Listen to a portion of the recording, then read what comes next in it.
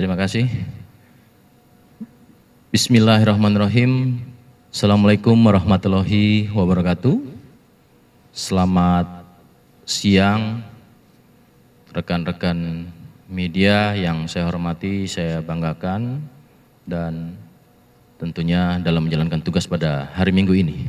Tepatnya hari ini tanggal 28 Mei 2023, Polda Metro Jaya akan menyampaikan terkait yang ramai menjadi perhatian publik.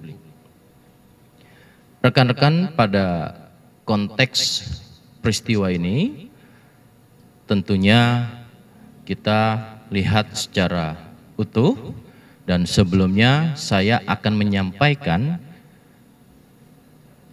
frame by frame, angle yang sama, kamera yang digunakan sama, ya, kemudian juga eksifnya juga sama, hanya yang membedakan adalah jam, karena jam merupakan alur tata urut yang bisa menggambarkan secara utuh. Jadi tidak lagi memenggal sehingga dapat membuat persepsi yang berbeda. Namun sejauh ini Polda Metro Jaya sudah konsisten dan komitmen dari awal terhadap kasus ini dikawal oleh rekan-rekan sejak pertama. Pertanyaannya, mengapa frame ini sama dengan angle teman-teman miliki? Karena ini adalah produk teman-teman juga dari jurnalis yang dapat kita berikan akses sebagai wujud transparansi, sebagai wujud objektivitas, sebagai wujud sama-sama teman-teman tadi konsisten dan komitmen untuk melakukan kontrol sosial terhadap kasus ini, karena semangat penyidik Polda Metro Jaya sama semangatnya dengan khususnya keluarga korban, apalagi masyarakat, untuk mengungkap kasus ini. Baik, kita mulai. Ini sebelum MDS menggunakan borgol kabel tis. Perlu saya sampaikan, ini adalah di ruang siaga penjagaan Direktorat Tahanan dan Barang Bukti, yang suasana situasi bisa saya jelaskan baru keluar dari sel tahanan. Tentu di dalam sel itu para tahanan tidak menggunakan borgol kabel tis ataupun terkekang dalam fisiknya, tetapi batasannya pada ruangan sel. Ya, silakan kita buka. Ini rekan-rekan baru ketika keluar, ya. Lanjut. Dia sudah melihat kamera, tetapi tidak dengan serta-merta sesuai dengan frame satunya nanti berikutnya menggunakan. Artinya dia tidak karena tertangkap kamera kemudian menggunakan. Ya, lanjut. Pada posisi ini yang beredar durasi ini, ya, silakan. Cukup? Lanjut? Dilanjutkan terus. Jadi frame by frame, jadi framenya banyak, ya rekan-rekan, banyak, sangat banyak framenya. Namun ini terkait dengan kasustis ini.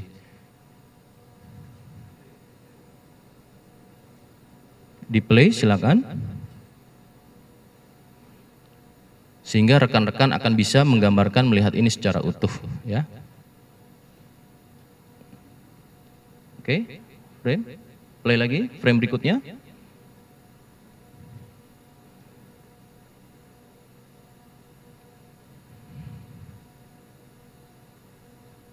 Ini pada konteks situasi yang dipertanyakan oleh rekan-rekan. Masih di dalam ruangan, nanti kita lihat, oke, sudah menggunakan kabel tis. Lanjut. Ini sudah dengan penyidik, ya, ada penyidik, artinya di bawah pengawasan Direktorat Tahti dan penyidik, masih di dalam ruang siaga sel piket Direktorat Tahti. Lanjut. Kita lihat pada frame selanjutnya ini ketika diwawancara. Lanjut. Saya akan menyampaikan ketika akan keluar. Ya, ini. Oke, silakan. Rekan-rekan bisa lihat pada frame ini gambaran secara utuh apa yang ada di dalam ruangan ini. Nah, ini adalah masih ruangan Tahti. Nah, ini sel. Nah, ini piket. Ini belum keluar dari area Direktorat Tahti, ya. Jadi, secara umum ketika menunggu adanya penyerahan pengurusan ini masih di situ. Nanti akan saya jelaskan konteks peristiwanya saat ini setelah frame selesai. Lanjut. Ketika keluar sudah sesuai SOP dengan menggunakan baju orange dan menggunakan kabel tis yang kemudian dibawa oleh penyidik karena sudah penyerahan. Lanjut, dalam rangka untuk kegiatan dokes nanti akan saya jelaskan. Cukup ya terkait konteks. Baik, rekan-rekan media yang berbahagia, konteks peristiwa ya adalah kondisi suatu keadaan memang terjadi secara nyata dan bersifat mutlak dan absolut. Konteks ini sesuai dengan konteks peristiwanya, maka kita samakan dulu. Dalam perkara ini konteks peristiwa tersangka MDS menggunakan kabel tis sendiri.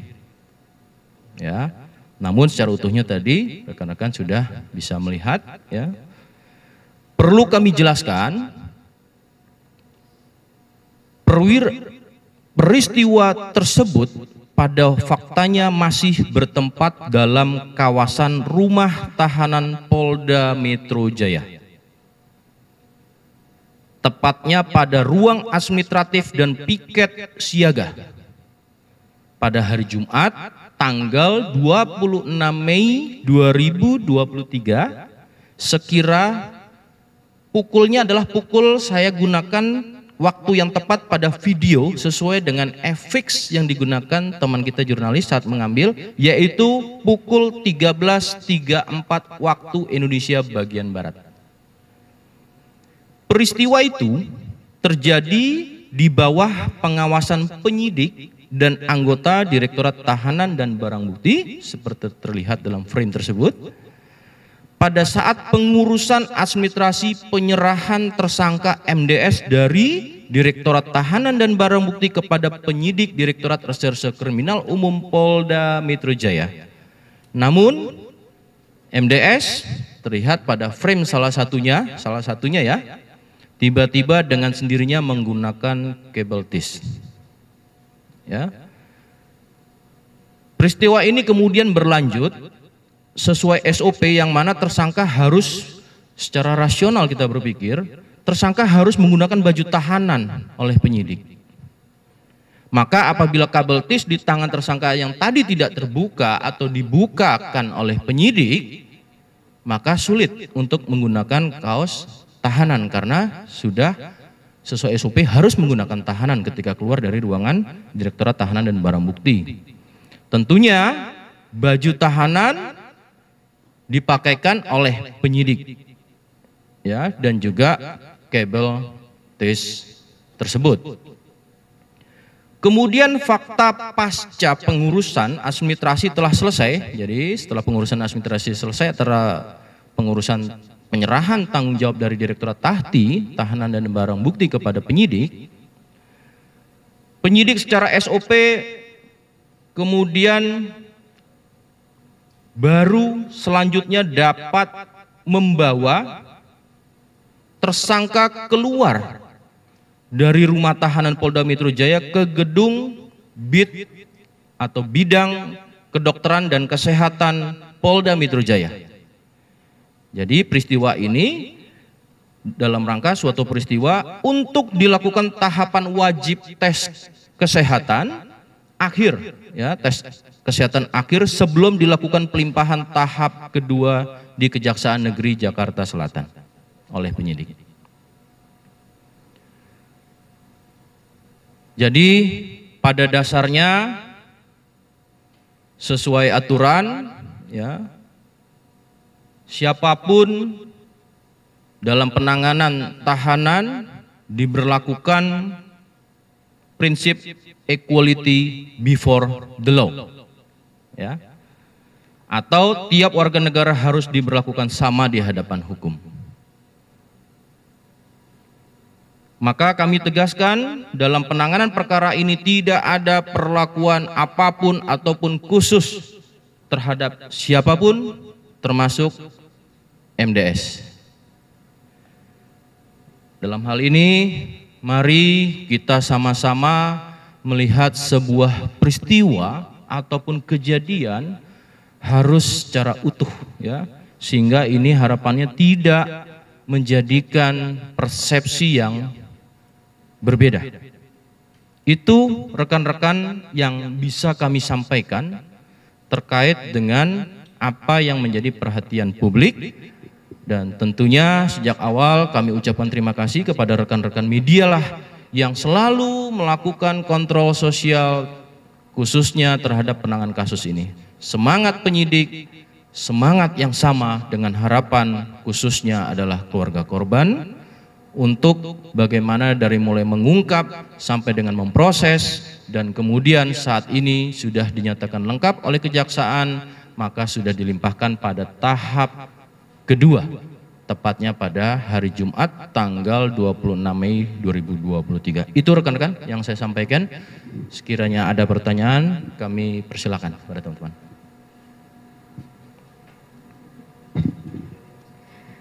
Terima kasih Pak Kabid. Saya Desti dari Tempo. Bapak izin bertanya. Tadi kan artinya Mario Dandi setelah memakai kabel tis itu dipakaikan ulang oleh penyidik, dipakaikan ulang kabel tis lagi dan memakai baju tahanan.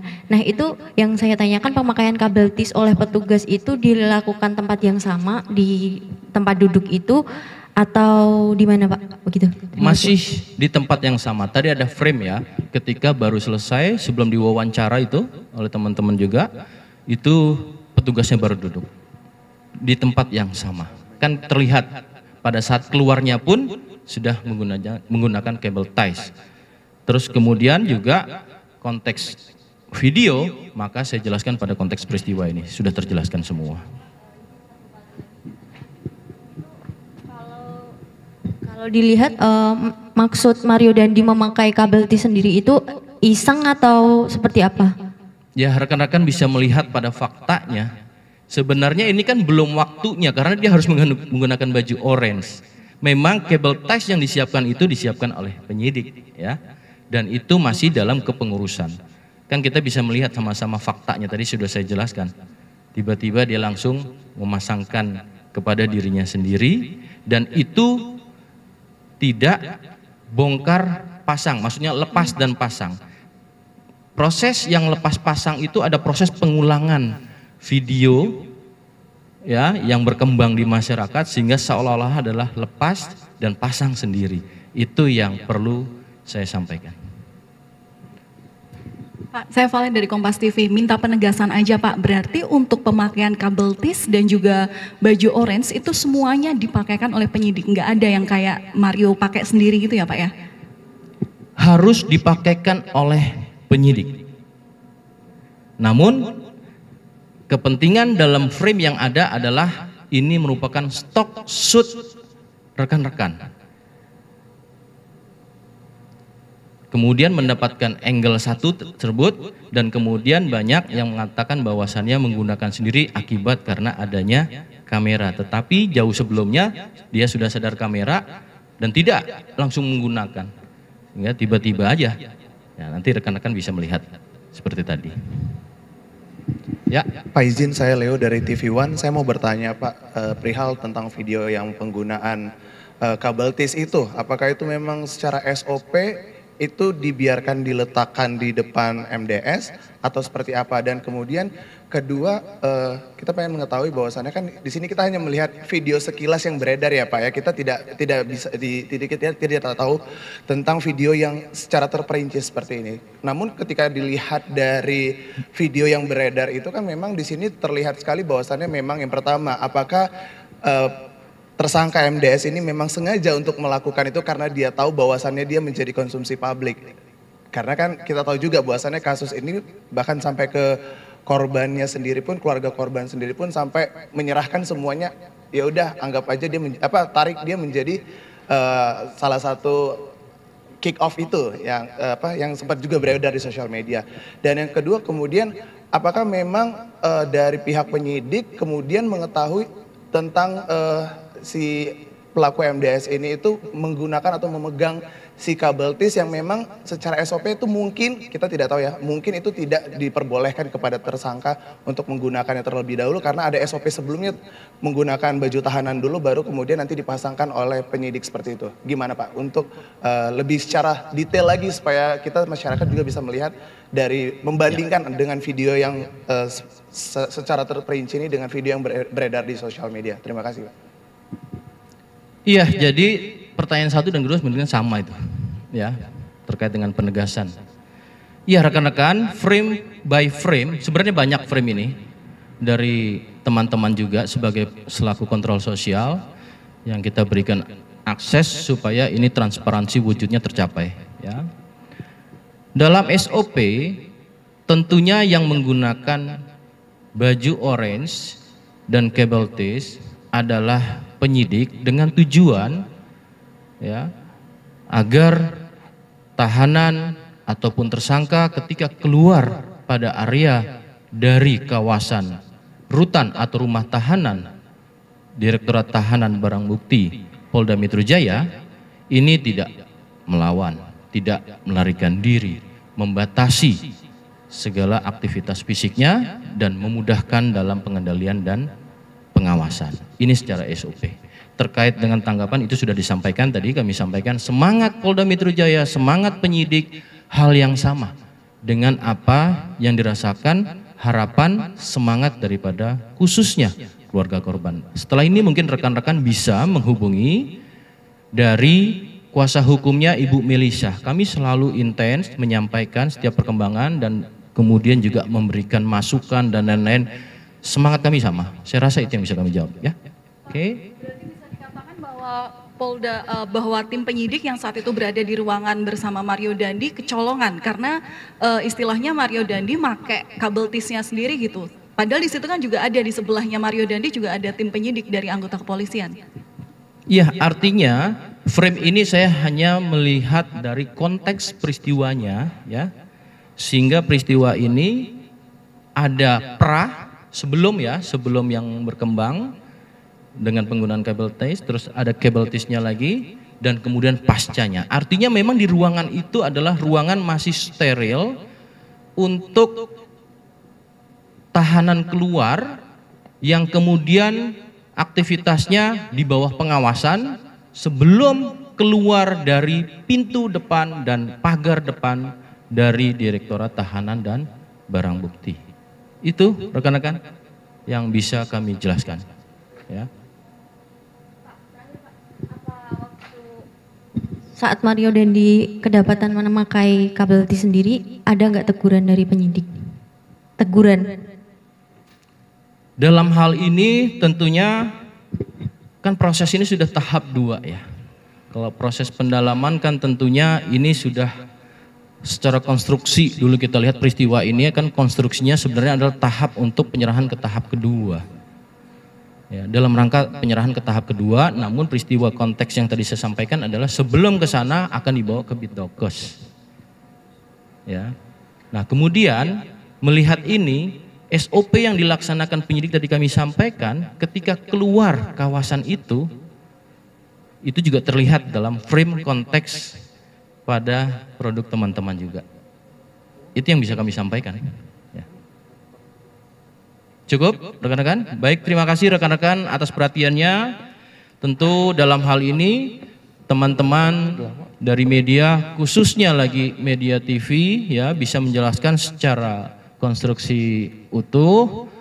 Mengingat perkembangan ini jangan sampai melihat dengan penggalan, kemudian melihat dengan ada pengaruh-pengaruh teks ya, sehingga membuat masyarakat nantinya akan berbeda persepsi. Polda Metro Jaya dalam sekali lagi mengucapkan terima kasih atas masukan, saran ya, kemudian juga kontrol sosial yang sudah dilakukan kepada kami, dan tentunya ini bagian daripada komitmen dan konsisten Bapak Kapolda Metro Jaya, Irjen Polisi Karyoto SIK, bagaimana membuat masyarakat merasakan apa manfaat dari Polda Metro Jaya dan juga tentunya tidak menimbulkan keresahan. Itu rekan-rekan.